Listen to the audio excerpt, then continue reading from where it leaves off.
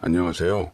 저는 37살 딸 하나 키우고 있는 평범한 남자입니다. 아내는 여행회사에서 해외여행 가이드를 하고 있었는데 결혼하기 전부터 바이어들 유치 때문에 외국으로 출장이 워낙 잦았어요. 제 고향은 땅끝 마을이었지만 대학을 서울로 오고 직장도 서울에서 잡고 심지어 결혼도 서울 아가씨와 하는 바람에 저는 서울에 터를 잡고 살아가게 되었습니다.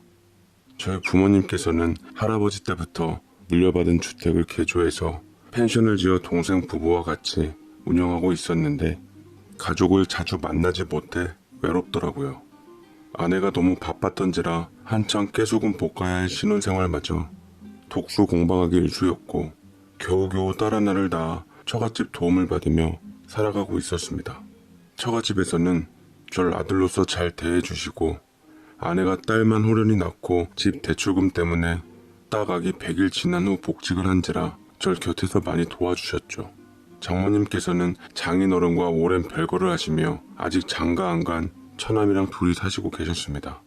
장인어른께서 장모님과 성격 차이로 지속적으로 이혼 요구를 하셨지만 가정을 지키겠다는 일념하에 끝까지 이혼은 안 하셨다고 하더라고요.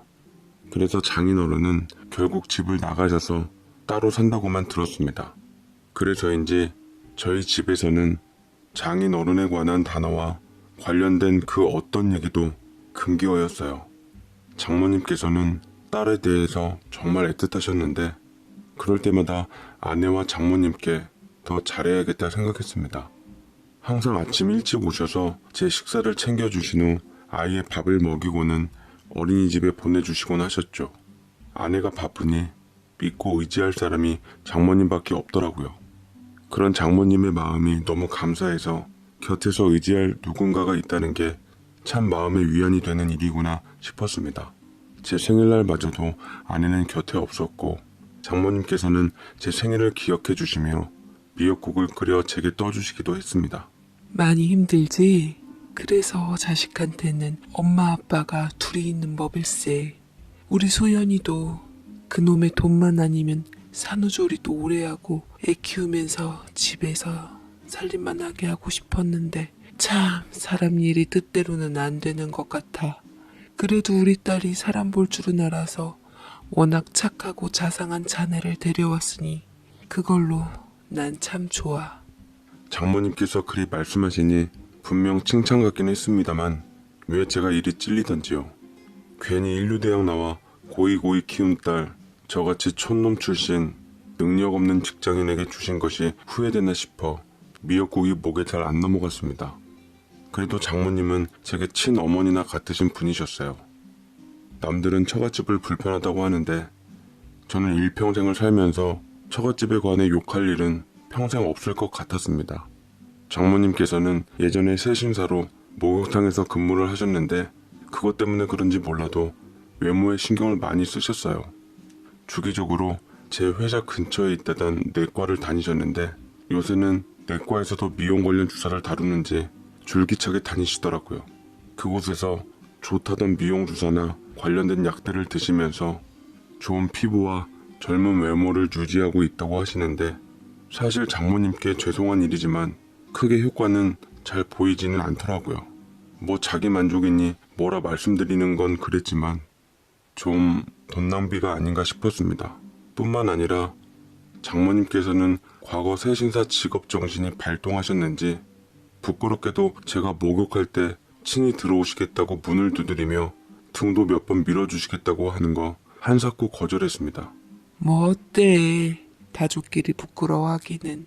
내가 우리 아들 등도 팍팍 밀어줬는데 사위도 아들 같아서 밀어주고 싶은 맘도 몰라주고 섭섭하네. 라고 하시는데 멋쩍어서 말을 돌려버렸습니다. 저도 누가 등 밀어주는 거 엄청 시원해하고 좋아하긴 하지만 장모님께 제 등을 맡기기에는 아무래도 무안하더라고요.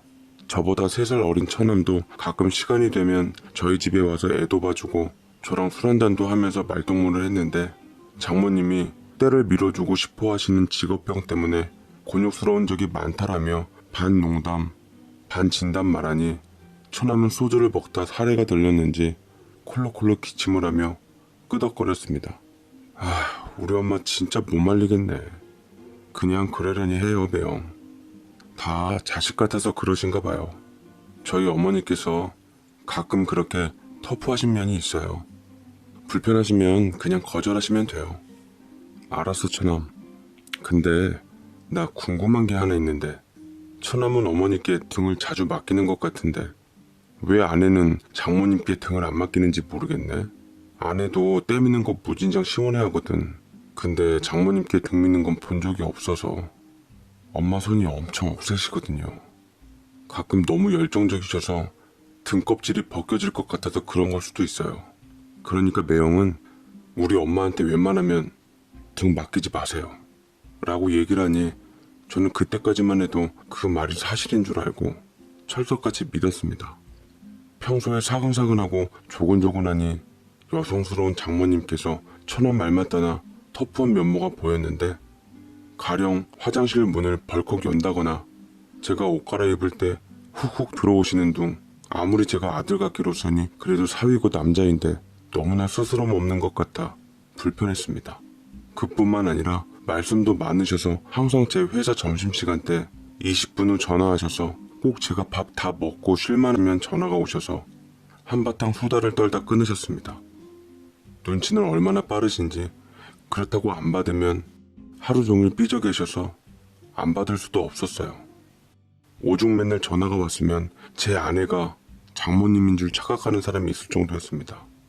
저번에는 회사 사람들이랑 나눠 먹으라고 도시락까지 잔뜩 싸와 끙끙거리며 들고 오셔서 고마움과 난감함을 한꺼번에 갖게 하셨습니다. 다들 일 열심히 하느라 허기질 텐데 맛있게 먹어요. 일하는 사람들에게는 밥이 곧 힘이야.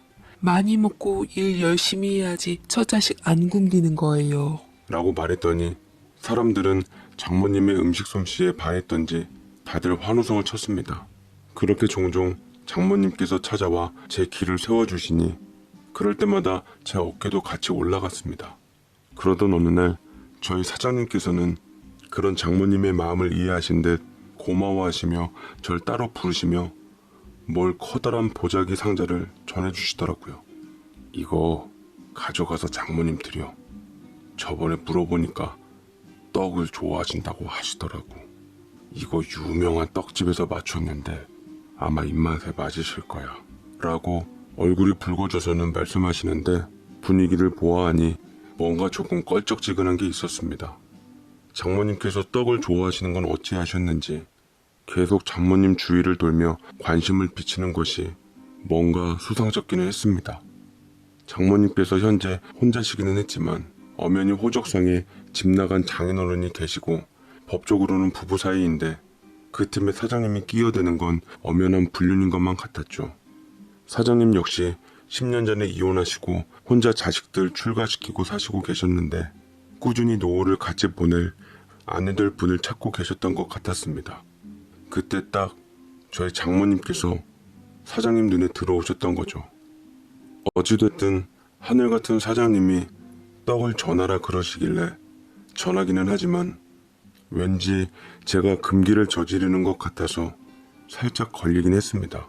장모님께서는 떡을 보며 웬거냐 하셨고 사장님이 전하라고 했다고 말씀드리니 인상을 찌푸리시면서 에휴, 꼴에 두는 노파같고 땅 뗄만한 영감탱이 내 스타일 아니라고 전해라.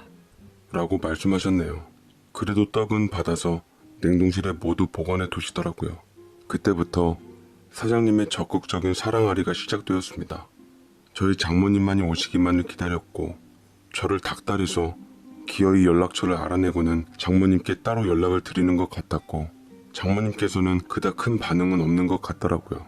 제가 사장님께 직원들 회식 술자리 틈을 비워서 장모님의 상황에 대해 말씀을 드렸더니 깜짝 놀라고는 더 이상 말씀이 없으셨습니다. 그런데 웃긴 건 정작 장모님께서 그 얘기를 사장님께 들으셨는지 씩씩대서 제가 퇴근할 때 맞춰 집에 오시고는 제게 삿대질을 하고 계신 게 아니겠습니까? 자네, 사장한테 왜 쓸데없는 말을 하나? 내가 지금 별거 한다는 둥 그런 얘기는 뭐하러 해? 내가 알아서 할 문제인데 자네가 내 대변인도 아니고 아주 그렇게 안 봤는데 정말. 아휴, 앞으로 입 조심 좀 하게. 내 문제에 대해서는 앞으로 절대 터치하지 마. 그렇게 안 봤다는 말은 대체 저를 어떻게 봤던 건지 감조차 않아서 그저 장모님의 꾸중을 계속 듣고 있었는데 뒤늦게 아내가 말려 겨우 잔소리는 멈췄죠.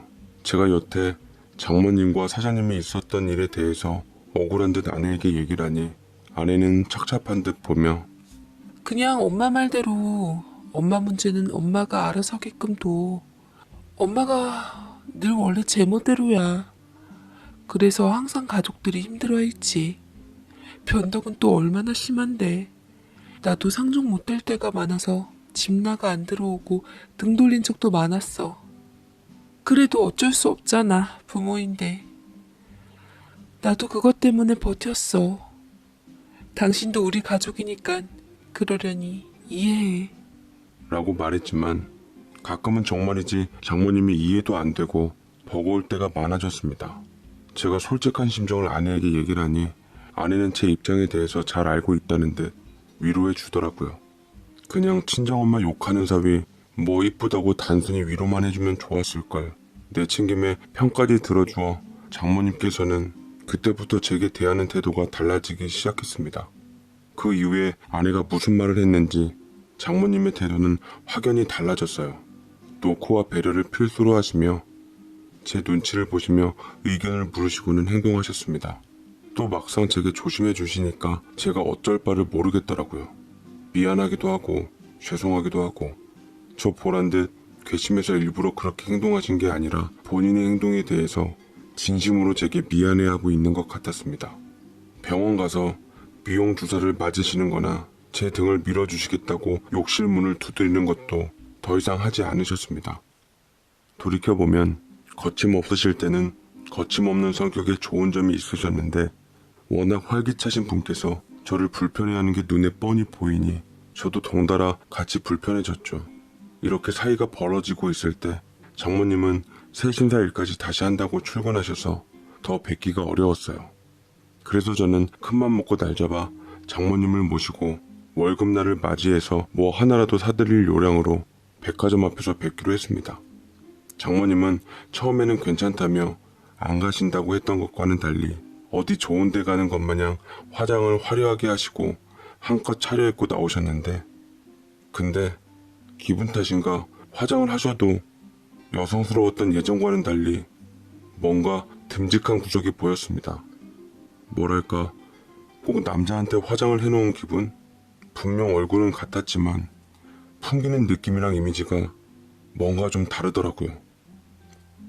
장모님은 얼굴이 부었다면서 민망해하셨고 저도 속마음을 숨기고 한껏 띄워주며 맞춰주었습니다. 와, 장모님 오늘 화장 진짜 이쁘게 됐어요. 정말 미인이세요. 어서 들어가세요. 장모님께서 원하시는 거 제가 오늘 다 사드리겠습니다. 말만 들어도 고맙네. 오랜만에 밖에 나와서 기분 전환하니까 참 좋구만. 뭐니 뭐니 해도 우리 사위가 최고네. 에이, 진짜 말이 아니라 오늘 좋은 거 사드리려고 작정하고 나왔어요. 월급 두둑히 받은 거 장모님을 위해 다 쓸 테니까 뭐 하나 좋은 거 고르세요. 진짜로요. 말은 그렇게 했지만 실은 장모님의 늘 아껴 쓰고 모아라라는 철칙을 믿었기에 저는 시원하게 얘기를 건네며 잔뜩 허풍을 떨었습니다.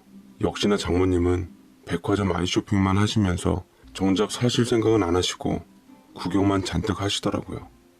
그러다 제 성의까지 무시하지는 않으시고 행사장에서 작은 스카프 하나만을 사셨습니다. 하며 잘 하시겠다고 좋아하셨는데 그곳에서 어느 한 여자와 마주친 후 장모님께서는 들고 계신 스카프를 떨어뜨리셨어요. 당신 서춘배 맞지? 라고 여자가 낯선 이름을 읊는데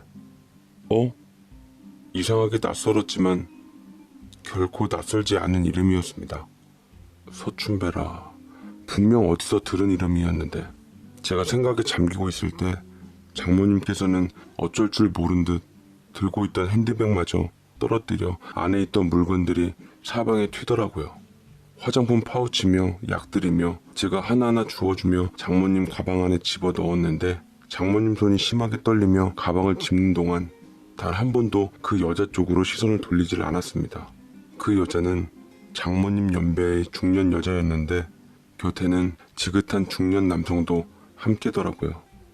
중년 남성도 부인으로 보이는 여자가 장모님과 맞닥뜨린 후 시선을 떼지 못하니 당황했던 듯 빨리 가자고 재촉했고 그 여자 역시 뒤늦게 정신을 차려서 자리를 빠져나갔습니다. 그제서야 장모님께서는 아련한 눈빛으로 그 여자 뒷모습을 보았고 뭔가 분위기가 쎄한 게 두 분 사이에 제가 모르는 뭔가가 있다 싶었어요. 또 촐싹맞게 궁금한 건 못 참는 성격이었던지라 제가 다 주워드린 후 장모님께 물었습니다. 장모님, 혹시 저 여자분 누구세요? 아시는 분이세요? 라고 말하자 장모님께서는 잠시 넋이 나가 계시다가 곧 머리를 절레절레 흔들고는 가방을 채며 부랴부랴 백화점 밖으로 나가시려 하며 성을 내시더라고요. 처음 보는 사람이야. 괜히 이상한 여편네가 내 길을 막아서 가지곤 신경 쓸 거 하나 없네. 그러니까 내가 오늘 안 나온다고 했잖는가. 왜 사람 속을 이렇게 뒤집어 놓아. 자네가 집안에 들어온 이후부터 바람잘 날이 없어 아주. 제가 대체 뭘 어쨌다고. 저는 장모님께 죄송하고 평소 감사한 마음에 백화점에 모시고 온 것밖에 없었는데 왜 갑자기 제게 분풀이를 하시는지 이해가 안 됐습니다. 도대체 장모님의 마음을 어떻게 잡아야 할지 몰랐죠. 장모님께서는 그날 이후부터 심각해지기 시작하셨고 끼니도 잘 챙겨 드시지 않는 둥 꼭 혼이 빠진 사람 마냥 먼 산만 바라보기 시작했어요. 겸사겸사 들린 처남과 아내 역시 장모님이 뭔가 다르다는 것을 알았고 제게 묻더라고요. 괜히 또 저로 인해 문제가 불거질까 싶어 있는 팩트만 딱 말해주기로 했습니다. 장모님께서 그날 기분도 괜찮으시고 다 좋았는데 어떤 여자분을 만나고서부터 좀 이상해지시더라고. 참, 그 여자분이 장모님한테 춘자, 춘삼? 춘배? 뭐 그런 이름으로 불렀어. 장모님은 그분에 대해서 한사코 모르신다고 했는데 왠지 가까운 느낌인 것 같았거든. 아, 아니면 장모님 혹시 개명하셨어? 라고 물으니 아내와 처남이 얼굴이 새하얗게 질린 채로 아니라고 신경 쓰지 말라고 하며 딴청을 피웠습니다. 제가 장모님에 대해서 무슨 말만 꺼내면 이런 반응을 보이니 왠지 왕따 되는 느낌도 들고 숨기는 느낌도 들고 괜히 말했다 싶었어요. 제가 눈치는 없지만 촉은 좋아서 아내에게 무슨 일이냐고 잘 달래가며 얘기했는데도 끝까지 알려줄 생각이 없는 것 같았어요. 기분도 꿀꿀하니 저도 회사에서 일이 손이 잘 안 잡히고 있는데 회사 동료들끼리 저마다 떠드는데 저도 끼워줄 요량으로 물었습니다. 오늘 야근인데 일 마치고 사우나나 같이들 갈까? 좀 거리가 있긴 한데 최근에 핫한 사우나가 있어서. 그래, 그러던지. 난 그냥 따라갈게. 힘없이 제가 얘기를 하는데 사장님은 어떻게 그걸 들으셨는지 본인도 같이 가자며 단골 사우나에 새 신사가 영 마음에 안 드신다고.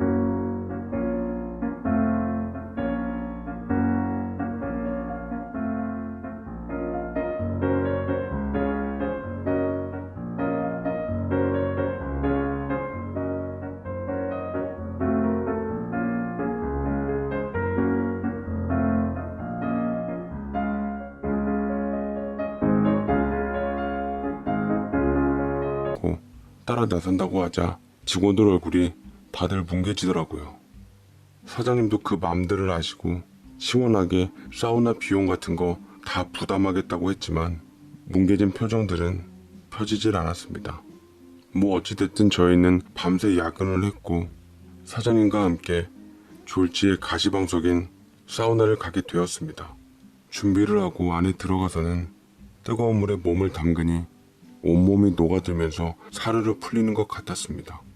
시원하다라는 말이 곳곳에서 터져나왔고 저희는 사장님의 비위를 맞춰주며 그냥저냥 솜씨가 훌륭하다는 새신사나 기다리고 있었는데 예약손님들이시죠? 한 분씩 오시면 되세요. 남자 목소리치고는 얄쌍한 목소리가 나오며 저희가 일제히 쳐다보았는데 새신사가 나타나자마자 아리까리한 사람들을 틈타 저는 놀래 자빠질 지경이었고 그나마 눈썰미 좋으신 사장님은 절망감에 바닥에 주저앉고 말았습니다. 그 새신사는 다름 아닌 장모님 맞으시죠? 장모님이 왜 여기... 자네가 여기까지 어쩐 일이야? 이 먼 곳까지 자네가 왜 왔냐고. 라고 말씀을 하셨고 저는 쭉 시선을 따라가며 기겁을 하고 말았습니다. 회사 동료들과 눈앞에 주저앉은 사장님을 보고서야 장모님은 수습이 불가능하셨던 건지 냅다 도망치시고야 말았네요. 네, 장모님은 티셔츠에 딱 붙는 사각 반바지 차림으로 나타나셨는데 위로는 아리까리했지만 아래는 분명 남자였습니다.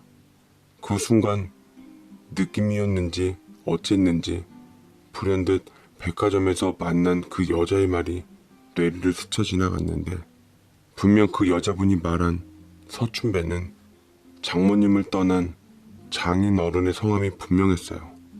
그 여자가 장모님께 서춘배라고 불렀다면 한숨이 나오네요. 맞아요. 장모님이 사실은 그 떠나가셨다던 장인어른 본인이셨던 거죠. 언뜻 느낌이 맞다면 아내의 얼굴이 엿보였던 백화점에서 만난 그 중년 여성분이 어쩌면 제 진짜 장모님인 것 같아 보였습니다. 장모님께서 자리를 떠나신 후 저를 비롯한 회사 식구들은 꿈이라도 꾼 것 마냥 다들 놀라 입을 다무지를 못했고 그중 충격이 제일 심한 건 저와 사장님이었습니다. 특히나 사장님께서는 장모님을 마음에 두셨던지라 뒤통수를 세게 얻어맞은 기분이었겠죠. 저 역시 가족으로서 장모님께 배신당한 느낌이라 사실 확인을 위해 아내에게 전화를 걸었어요. 아내에게 이게 다 어떻게 된 거냐고 장모님에 관해 직접 겪은 얘기를 하며 어찌된 일인지 혼란스러운 와중에서 물었습니다. 아내는 어이없게도 이미 알고 있는 듯 절 침착하라고 달래며 일단 집으로 오라고 했어요. 그리고 저는 집안에서 아내의 입을 통해 말도 안 되는 얘기를 듣게 되었습니다. 사실은 당신이 예상한 게 맞아.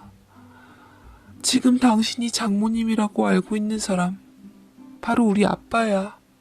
우리 아빠 엄마와 결혼하고 우리를 낳고 난 후 본인의 정체에 대해서 혼란스러움을 느끼셨대. 그것 때문에 다니던 직장도 그만두시고 엄마랑 많이 싸우면서 힘들어 하시다가 결국 엄마가 다른 남자와 함께 집을 나가버렸어. 아빠는 그걸 말릴 수도 없어서 붙잡지는 못했지만 엄마를 사랑한 마음은 진심이었는지 이혼은 끝내 안 해준다고 했나봐. 엄마하고 연락한 지 오래되어서 나도 잘 모르겠지만 당신이 볼 때 여자 모습의 아빠를 알아볼 만한 낯선 사람은 엄마밖에 없으니 그것도 아빠의 이름까지 언급했다면 엄마가 맞을 거야. 나도 처음에 아빠가 원망스럽고 그랬는데 그래도 어떡해. 아빠의 인생이란 게 또 있는 건데 자식까지 버리고 나간 엄마보다는 그래도 우리 남매 여태껏 헌신적으로 키워준 아빠를 이해하고 싶었어. 아내는 눈시울을 붉히며 얘기를 했고 뒤늦게 이 소식을 듣고 부랴부랴 저희 집으로 온 처남 역시 눈물을 채 감추질 못했습니다. 말로만 듣고 남일처럼만 알고 있던 진실을 알게 되자 저는 도망치고 싶었지만 그래도 장모님을 아니 장인 어른을 이해하고 감싸줘야 하는 건 가족이 맞다는 것에 저는 씁쓸하게 인정을 해야만 했어요.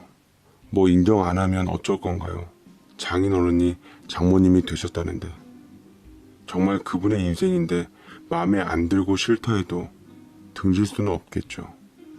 장인 어른을 안사돈이라며 철석같이 믿고 있는 저희 부모님께 말씀은 드려놔야 할 것 같아서 회사 연차를 써서 주말 끼고 고향을 다녀왔는데 부모님께서는 의외로 이해하시더라고요.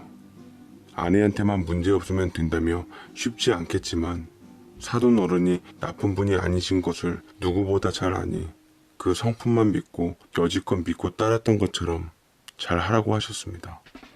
저는 서울로 돌아와 집으로 왔고 마침 장모님과 처남과 아내가 같이 있길래 조심스럽게 소파 위에 앉았죠. 장모님께서는 제게 미안하다며 고개를 떨구시며 저를 볼 면목이 없다 했지만 저는 괜찮다고, 장모님은 예나 지금이나 똑같은 장모님이시고 앞으로 저희 사이에 변할 건 아무것도 없다고 말씀드렸네요.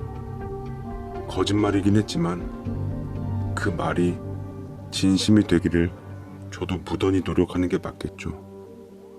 어찌되었든 우린 가족이라는 틀 안에서 묶여 있으니까요. 제가 이해하고 받아들여야 모두가 평안해진다는 걸 아니까요. 그저 우리 사장님이 문득 안타깝다는 생각이 드네요. 제 사연 읽어주셔서 감사드립니다.